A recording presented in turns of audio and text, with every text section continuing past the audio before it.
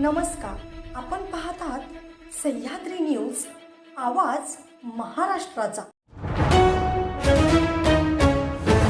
धावत्या ट्रेनमधून पडणाऱ्या आई बाळाला आरपीएफ जवानाची जीवदान. कल्याणमध्ये मोठा अपघात टळला. कल्याण रेल्वे स्थानकात एक हृदयद्रावक पण दिलासा देणारी घटना घडली आहे. धावत्या ट्रेनमधून उतरण्याच्या प्रयत्नात अंतिमा शुक्ला या महिला आपल्या 1 वर्षीय मुलगा सर्वज्ञ शुक्ला याच्यासह घसरून प्लॅटफॉर्म आणि रेल्वेगाडीच्या मधील जागेत पडल्या. काही क्षणात मोठा अपघात होण्याची शक्यता निर्माण झाली होती.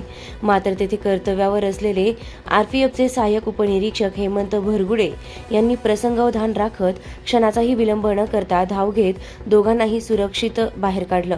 त्यांच्या तत्परतेमुळे आई बाळाचा जीव वाचला आणि मोठी दुर्घटना टळली. या संपूर्ण घटनेचा थरार सीसीटीव्ही कॅमेऱ्यामध्ये कैद झाला असून जवानाच्या धाडसाचं सर्वत्र कौतुक होत आहे.